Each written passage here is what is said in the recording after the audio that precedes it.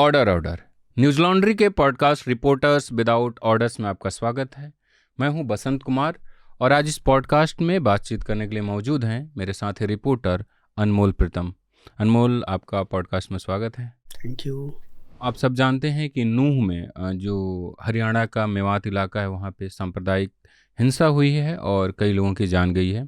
पिछले सप्ताह जब ये हिंसा शुरू हुई उसके बाद से अनमोल वहाँ से रिपोर्ट कर रहे हैं। आप यूट्यूब पे न्यूज़ लॉन्ड्री के यूट्यूब चैनल्स पे और वेबसाइट पे पढ़ और देख रहे होंगे। तो हम अनमोल से नूह में जो कुछ भी हुआ अब तक, क्योंकि हिंसा के बाद अब घर तोड़े जा रहे हैं, जो कथित तौर पे कहा जा रहा है कि अवैध अतिक्रमण था। मुझे कभी कभी लगता है अनमोल कि जब कोई हिंसा होती है उसके बाद सरकारें ये कार्रवाई करती है, चाहे जहांगीरपुरी में हुआ हो, दिल्ली में जहांगीरपुरी में, या अभी यहाँ, इससे दो काम किए जाते हैं। अगर वो अवैध अतिक्रमण हुआ है तो वो छुड़वा लो, और दूसरे एक तरीके से सबक सिखाना या मैसेज दे देना प्रशासन के जरिए, क्योंकि ऐसे आरोप लगते हैं। एक सप्ताह गुजर चुका है। अभी कल आप वहाँ से, जब हम पॉडकास्ट आज रिकॉर्ड कर रहे हैं उससे एक दिन पहले आप वहाँ थे। अभी क्या हालात हैं? अभी तो हालात देखिए, अगर वैसे देखा जाए कि तो सामान्य है। आज से तो बस सेवा भी शुरू हो गई है वहाँ पर और कल दुकानें भी खुली थी। लेकिन अब जो आफ्टर मैथ है, जो पुलिस की कार्रवाई है, वो ठीक नहीं है वहाँ पर। उसमें बहुत सारे लूप होल्स हैं। पुलिस क्या कर रही है कि पुलिस को नंबर्स दिखाने थे अरेस्टिंग के कि ज़्यादा अरेस्ट हो गए, हमने क्विक एक्शन लिया। तो उसमें हो ये रहा है कि पुलिस बल्क में लोगों को अरेस्ट कर रही है, बल्क में अरेस्ट कर रही है, फिर उनको तुरंत रिमांड पे ले रही है। इसमें माइनर्स भी हैं, बुजुर्ग भी हैं, और हो ये रहा है कि कुछ लोगों को जो ये लोग दिखा रहे हैं, रिमांड पे ले जा रहे हैं, उनसे पहले थाने से ही। अभी एक इंसिडेंट मैं बता रहा हूँ कि ये गांव है सिंगार, नूह जिले में ही है और बिछौर थाना में पड़ता है। उस गांव में पुलिस ने 2 अगस्त की सुबह 5 बजे रेड डाला। तो उस रेड के दौरान उन लोगों ने 16 लोगों को डिटेन किया, थाने ले आए, उनके साथ मारपीट की, मतलब ब्रूटली जैसा होता है, पूरा बदन काला पड़ गया है, मतलब ऐसी ऐसी जगहों पे चोटें हैं। और फिर शाम तक उनमें से 15 को छोड़ दिया। अच्छा। हमने पूछा कि आपने छोड़ा क्यों और डिटेन क्यों किया? कह रहे हैं वो इनोसेंट थे। तो फिर मारा पीटा क्यों? पिटाई कैसे हुई? क्या जवाब दे रहे हैं? तो बोले, उन्होंने कहा कि हमने नहीं पीटा है। और उस रेड में एक आदमी की डेथ हो गई थी। अच्छा। 50-55 उनकी एज रही होगी, जब्बार नाम था उनका। फैमिली का कहना है कि उनकी डेथ पुलिस की पिटाई से हुई है, क्योंकि पुलिस वहाँ पहुँची, लोगों को ढूंढ रही थी। सिर्फ वो 2-3 लोग सोए हुए थे, वो और उनकी उम्र के 2-3 लोग। तो उनको ही पुलिस ने सबसे पहले पकड़ा और सुरक्षा बल भी थी, उनको मारा पीटा। उनसे पूछ रहे थे कहाँ हैं लोग, और इस मारपीट में वो गिर गए और उनकी डेथ हो गई।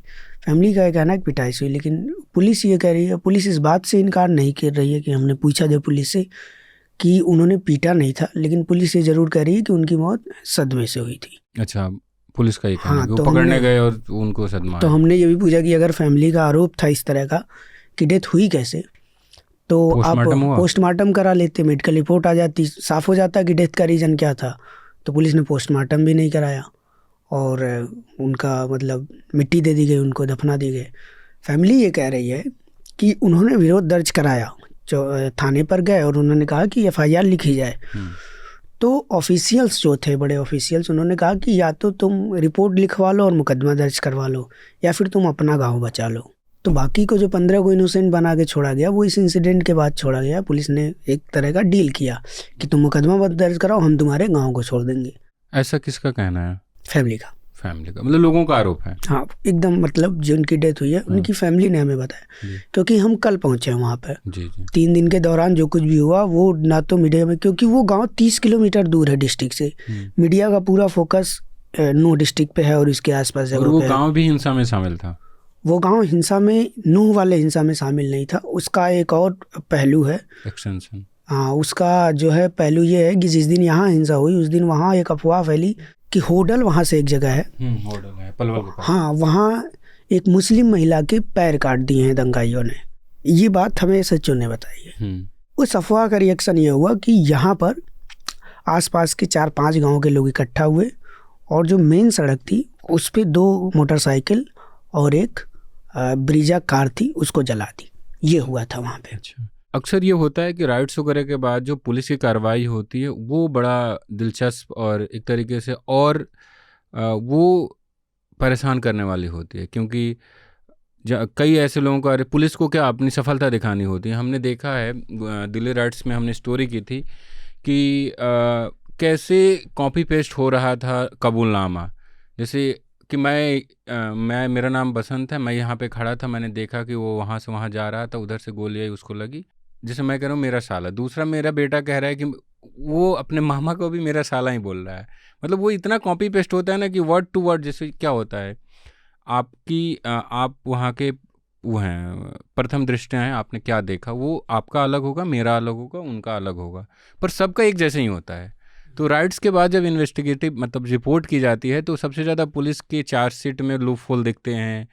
कई सारे लोग सालों, मतलब 1 साल 2 साल रह के छूट जाते हैं और फिर उनका पूरा जीवन ही खराब हो जाता है। अभी भी कन्फ्यूजन बना हुआ है कि मोनू मानेसर जो किरदार है, उनकी उपस्थिति की संभावना से ये राइट्स हुआ, ऐसा हमने देखा सुना। वो एक पक्ष ये भी कह रहा था कि मोनू मानेसर वहाँ आने वाला नहीं था या ऐसा कुछ था। हुआ क्यों राइट्स, शुरू क्यों हुआ?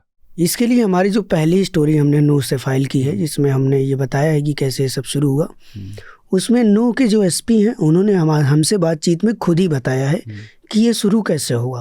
ऑफिशियल उनका स्टेटमेंट है। जो मोनू मानेसर आप बता रहे हैं, उनका नाम है जो भरतपुर एरिया के अंदर जुनैद और नासिर हत्याकांड हुआ था, उस हत्याकांड में उनका नाम आया था। राजस्थान पुलिस उससे रिलेटेड जांच कर रही है, उनके अधिकारी हर पहलू से जांच कर रहे हैं। उन्होंने बहुत सारे आरोपी उस मामले में अरेस्ट भी किए हैं और उनकी अभी भी जांच कंटिन्यूस है। उनके रोल, उसकी क्या डिटेल्स हैं, उसके बारे में तो आपको भरतपुर पुलिस के अधिकारियों से पता चलेगी। जहां तक उनके यहाँ आने की वजह से और सोशल मीडिया पे आपस में जो तलक टिप्पणियां हुई थी, उसकी वजह से हालात यहाँ पे कुछ लोगों में खराब हुआ है। शुरुआत में कुछ उनके जो सपोर्टर इस रैली में देखे गए थे और कुछ लोग यहाँ के लोकल थे जिनका आपस में छोटी झड़प हुई है, लेकिन उसके बारे में अफवाहें इतनी ज्यादा फैल गई कि वो उसने बड़ा स्वरूप ले लिया। याद दिला दें हमारे पाठकों को, जो भी सुनने वाले हो, कि वो कौन है, थोड़ा बताते हुए। मोनू मानेसर वो शख्स है जो गौरक्षा दल का एक लीडर टाइप का है। उसके अंडर 100, 150, 200 लड़के हैं जो गौरक्षा के नाम पर मुस्लिम घरों में रेड डालते हैं, उनके साथ मारपीट करते हैं, और यहाँ तक कि हमने स्टोरी भी की है कि ये लोग लूट भी मचाते हैं और पुलिस इनका साथ देती है। और मोनू मानेसर के ऊपर 2 लोगों के हत्या करने और उनको जला के मार दिए जाने की चार्जेस हैं। राजस्थान पुलिस में इनका FIR में नाम है, एक्यूज्ड है ये इसका साथी लोकेश सिंगला, श्रीकांत पंडित, जुनैद, क्या नाम? हाँ, नासिर और जुनैद में ये रिसेंट है, बहुत ही रिसेंट केस है। आपको ध्यान होगा कि राजस्थान में 2 कथित तौर पे ये कह के कि ये गाय लेकर जा रहे थे, नासिर और जुनैद की हत्या कर दी गई थी और मतलब उनकी गाड़ी जला दी गई थी जिसमें उनकी बॉडी मिली थी, उसी में बांध के उनको जला दिया था उनकी ही गाड़ी में। और उसके 15 दिन पहले एक और हत्या हुई थी, एक सेंट्रो कार में वारिस नाम के लड़के की, और ये सब मेवात से थे। तो मोनू मानेसर, उसके लोगों द्वारा इस तरह की जो हत्याएं हो रही थी, उससे वहाँ के लोगों के अंदर गुस्सा था मोनू मानेसर को लेके ऑलरेडी बहुत ज़्यादा, क्योंकि ये सब घटनाएं डेली बाय डेली होती थी। और ये बात एसपी ने हमसे बताई कि जब मोनू मानेसर ने ऐलान किया कि वो आ रहे हैं यहाँ पर, ज़्यादा से ज़्यादा संख्या में सभी भाई जाए, हम खुद यात्रा में शामिल रहेंगे और हमारी पूरी टीम वो यात्रा में शामिल रहेगी। तो सभी भाई जोरों शोरों से गौ माता का नाम लेकर, प्रभु श्री राम का नाम लेकर और मेवात यात्रा में बढ़ चढ़कर हिस्सा लें। और वो फिर आए नहीं। और हुआ ये बेसिकली जब यात्रा निकल रही थी तो एक अफवाह फैली कि मोनू मानेसर आए हुए हैं। और शुरू में मोनू मानेसर के कुछ साथियों और वहाँ के कुछ लोकल लड़कों के बीच छोटी सी झड़प हुई, ऐसा एसपी का कहना है। उस झड़प से अफवाह फैली कि मोनू मानेसर और मेवात के लोगों के बीच लड़ाई शुरू हो गई है, और अफवाह फैलते फैलते इतने बड़े रूप में कन्वर्ट हो गई। और उसी बीच एक वीडियो भी आई थी उसी दिन बिट्टू बजरंगी की। ससुराल आए और मुलाकात नहीं हुई, तो इसलिए हम पूरी लोकेशन देंगे। अभी हम पाली हैं और निकलेंगे धौस से ही। फूल माला तैयार रखना, कोई दिक्कत नहीं है। आ रहे तुम्हारे? हाँ बिल्कुल। तो वो भी एक तरह का चेतावनी थी कि हम आ रहे हैं मेवात और कर लो जो करना है। और दूसरी बात ये थी कि फोर्स उतनी पर्याप्त नहीं थी। एक तरह का इंटेलिजेंस फेलियर भी ये है। पुलिस को ये भांप लेना चाहिए था, क्योंकि सोशल मीडिया और फेसबुक पे ये चीज़ें तैर रही थी कि मोनू मानेसर को लेके क्या तैयारियां कर रहे हैं, कि लोग बोल रहे हैं कि अगर वो आएगा तो हम प्याज फोड़ देंगे। मतलब एक फ्रेज है मेवात का, ये प्याज फोड़ देंगे। अच्छा। प्याज फोड़ देने का मतलब होता है कि मतलब बैंड बजा देना, बैंड बजा देंगे। तो इस तरह के चल रहे थे वहाँ पर, लेकिन पुलिस का एक इंटेलिजेंस फेलियर था। उसके पास उस तरह की सिक्योरिटी नहीं थी कि अगर ऐसा कुछ हो सकता है तो उससे निपटने के लिए वो क्या करेगी। तो एक ये इंटेलिजेंस फेलियर तो पुलिस का भी था, और उस वक्त सुरक्षा बल भी मौजूद नहीं थे। हालांकि पुलिस ने ये ज़रूर इसमें होशियारी दिखाई कि जब आगजनी शुरू हुई और नल्हड़ देव मंदिर से यात्रा वापस जा रही थी, तो उन्होंने पहले जो यात्री थे उनको सबसे पहले मंदिर में लेकर आ गए और उनको वहाँ पर सुरक्षित करके वहाँ पुलिस ने रोक लिया। और मंदिर से काफ़ी दूर, आधा किलोमीटर दूर, थोड़ी ऐसे क्वांटिफाई कर पाना मुश्किल है, डिटेलिंग क्योंकि नहीं आई है पुलिस की, पर जो मैंने देखा था कि वहाँ 20-25 गाड़ियाँ जली हुई थी, और उससे आगे एक मोड़ था वहाँ पर, मेडिकल कॉलेज से आगे, वहाँ जली हुई थी। ये सब। तो हम आगे बढ़े उससे पहले आप देखने वालों को 2 चीज़ें बता दें कि जिस बीटू बजरंगी का जिक्र अनमोल ने किया कि उन्होंने कहा था कि हम ससुराल आ रहे हैं, तैयारी रखना, उन पर हमारी साथी सुमेधा मित्तल ने कुछ एक महीने पहले उनका प्रोफाइल की है। और इसके अलावा मोनू मानेसर, जिन पर 2 लोगों की हत्या करने का मामला दर्ज है, वो भगौड़े हैं राजस्थान पुलिस की कानूनी भाषा में। वो राजस्थान में ये खुला कहते हैं कि हम आएंगे, कार्यक्रम में शामिल होंगे। उनको पुलिस अरेस्ट नहीं कर पा रही है। और हरियाणा में गो रक्षकों और पुलिस है, उसके बीच कैसा एक तरीके से गठबंधन है, इसको गठबंधन ही कहेंगे, उस पर अनमोल ने कुछ एक महीने पहले काफ़ी शानदार स्टोरी की थी। हालांकि तभी वो पेबॉल स्टोरी था। पेबॉल का मतलब होता है कि जो हमारे सब्सक्राइबर है वहीं उसे पढ़े और देख सकते हैं। बाय द वे वो अब फ्री हो गया, आप देख सकते हैं। तो आप उसको जब देखेंगे तो आपको लगेगा कि आखिर मोनू मानेसर सच में क्यों फ्री है, क्योंकि इतने सारे आरोपों के बावजूद पुलिस उन पर कुछ नहीं कर रही थी। अनमोल जब रिपोर्टिंग कर रहे थे तो आप सबने एक वीडियो देखा होगा। अनमोल अपने गाड़ी में होते हैं, 2-3 लोग आते हैं ऑटो में और इनको कहते हैं तुझे कहा गया था जाने के लिए, तू जा क्यों नहीं रहा, तू तेरा नाम क्या है, तेरा क्या धर्म है, ऐसे ही कुछ पूछते हैं।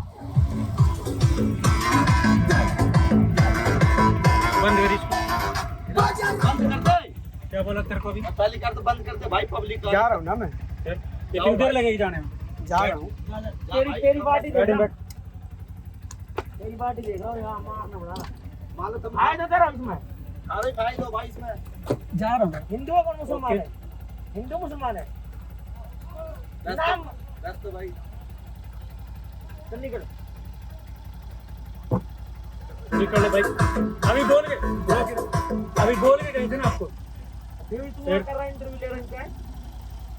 यही बहुत परेशान है, ये लोग बहुत परेशान है भाई। हमें पता है, फिर वे परेशान ना हमारा, हमें पता सब कुछ। कहानी आपको पता क्या कहानी हो रही है, ठीक है? काटिए कर बस दो इसको कैमरा। ठीक है, जा रहे हैं सर, जा रहे हैं। चलो चल तो कैमरा बंद कर। ये वीडियो जब आप अपने गाड़ी के अंदर बैठ रहे थे तो 2-4 लोग आते हैं, जैसा वीडियो में दिख रहा है, और आपको धमकी देते हैं। वो धमकी ही है। बाद में पता चला वो मोनू मानेसर का जानने वाला है, और ऑल्ट न्यूज़ के जो को फाउंडर हैं जुबैर, उन्होंने ट्वीट कर एक वीडियो शेयर किया। क्या हुआ था उस वक्त और कहाँ की घटना है? गुड़गांव में कहाँ की घटना? आप क्या कर रहे थे? आपको क्यों भगाया जा रहा था? दरअसल गुरुग्राम में जब पहले दिन जो मैंने पहली स्टोरी की थी, वो स्टोरी नूह से शुरू की थी मैंने, और उसका रिएक्शन क्या क्या हुआ सोहना में, क्या गुरुग्राम में हुआ, वो बताते हुए मैंने पूरी स्टोरी की थी, कि एक फुल पिक्चर देने की कोशिश की थी कि बेसिकली हो क्या रहा है। उसके बाद सेकंड स्टोरी जो मैंने की, सेकंड स्टोरी क्या हुआ कि वहाँ गुरुग्राम में पहले दिन हिंसा हुई, उसके बाद एक भी वायलेंस वहाँ रिपोर्ट नहीं हुआ। उसके बाद शुरू हो गया गुरुग्राम में और सोहना में। तो गुरुग्राम में जो शुरू हुआ, तो गुरुग्राम में ऐसा हुआ कि और यहाँ पर मुझे खबर लगी कि आगजनी वगैरह की तो खबर आ रही थी। मुझे पता चला जब मैं गुरुग्राम में देख रहा था सिचुएशन, क्योंकि मैंने जब यहाँ पे ट्विटर हैंडल डीसी का चेक किया, पुलिस का चेक किया, तो लगा सब ठीक है, कुछ भी कहीं गड़बड़ नहीं है। डीसी भी यही बोल रहे थे। गुरुग्राम में आज 2 अगस्त को स्थिति बिल्कुल नॉर्मल है, सामान्य है, और पिछले काफी समय से, यानी कल शाम से भी के बाद से कोई भी ऐसी घटना नहीं हुई है। ट्रैफिक पूरी तरह से सड़कों पे नॉर्मल है, ऑफिसेज भी खुले हुए हैं, स्कूल्स भी खुले हैं, मॉल और शॉप सारी चीजें खुली हुई हैं, स्थिति पूर्णतः कंट्रोल में है, सामान्य है। लेकिन जब मैं ढूंढते ढूंढते पहुंचा तो सेक्टर 70 में जब मैं पहुंचा तो वहाँ पता चला कि वहाँ के जो मजदूर हैं वो 200 से ज़्यादा फैमिलीज जा चुकी हैं। कहाँ पे? गुड़गांव में कोई सेक्टर 70 में। वहाँ मतलब जो मजदूर आसपास के कंस्ट्रक्शन साइट पे कोई काम करता है, कोई पेंटिंग का काम करता है या कंपनी में किसी काम करता है, स्वीपर का काम करते हैं, और जो महिलाएं थी वो मेड का काम करती थी मोस्टली वहाँ के आसपास के फ्लैट्स में, वो सब जा रहे थे वहाँ से। अच्छा, कोई मतलब कहाँ, बिहार यूपी के रहने वाले थे ज़्यादातर? ज़्यादातर उसमें रहने वाले पश्चिम बंगाल के थे, पश्चिम बंगाल। झारखंड के और कुछ बिहार के भी थे। बंगाल के थे तो उनकी लैंग्वेज की वजह से उनको टारगेट किया जाता था कि ये बांग्लादेशी हैं, रोहिंग्या हैं। तो वहाँ हो ये रहा था कि जो स्थानीय वहाँ पे जो बजरंग दल के लोग थे या किसी और तरह से किसी गौरक्षा दल के लोग थे, ये सारे लोग वहाँ के स्थानीय लोगों को लगातार धमकियाँ दे रहे थे कि हम तुमको मार देंगे, काट देंगे, जला देंगे, तुम्हारे घर जला देंगे, तुम यहाँ से जाओ। और उसके पहले उन लोगों ने उसी सेक्टर 70 में एक किनारे से लगी दुकानें जला दी थी। छोटी छोटी दुकानें, मतलब बेसिक टीन की बनी हुई दुकानें, गरीबों की दुकानें, कहीं चिप्स बिक रहे हैं, कहीं चॉकलेट बिक रहे हैं, उनकी दुकानें तोड़ दी। हाँ, उनकी दुकानें तोड़ दी। तो मैं जब वहाँ गया तो मैं रिकॉर्ड कर रहा था और कोशिश कर रहा था, क्योंकि बाहर से सब अच्छा दिख रहा था गुरुग्राम में। तो मैंने सोचा कि मैं ये भी दिखाऊं, क्योंकि पूरे देश को पता चले कि एक्चुअली गुरुग्राम में ये भी हो रहा है। और ये सब कुछ तब हो रहा है जब गुरुग्राम में इतनी ज़्यादा पीएससी तैनात है, फोर्स तैनात है, पुलिस एकदम चौक चाबंद है, और डीसी कह रहे हैं कि सब ठीक है, ट्रैफिक नॉर्मल है, स्कूल खुले हैं, और वहीं पे ये सब कुछ हो रहा है। इस लेवल का मतलब आतंक है वहाँ पे। तो मैं रिकॉर्ड कर रहा था, लोगों से बात कर रहा था। तो पहले वही ऑटो वाले पहले आए मेरे पास और उन्होंने कहा, सबसे पहले आए और मेरा हाथ पकड़ लिया और बोले, डाउन कर दिया और बोला इसको बंद कर दो। ठीक है, तो मैंने बंद कर दिया। मैंने बोला हाँ बताइए। तो कह रहे तू चला जा, नहीं तो अभी हमारे 100-150 लड़के आएंगे, मार डालेंगे सबको, तुम सब लोगों को। तो जिन अपनी जान बचाना चाहता है तो तू यहाँ से चला जा। तो अब मैं अकेले था, तो मैंने सोचा कि ठीक नहीं है, क्योंकि पुलिस वगैरह भी नहीं थी। तो मैंने उनसे कहा ठीक है मैं चला जाता हूँ। फिर वो चले गए, लेकिन मेरी स्टोरी कंप्लीट नहीं हुई थी। तो मैंने फिर, क्योंकि अब स्टोरी तो करनी थी, हाँ, रिपोर्टर की अपनी एक बेचैनी होती है कि मतलब इतना तो रिस्क लेते ही हम लोग कि कम से कम जो करने आए हैं, जो दिखाने आए हैं वो दिखा के जाएंगे।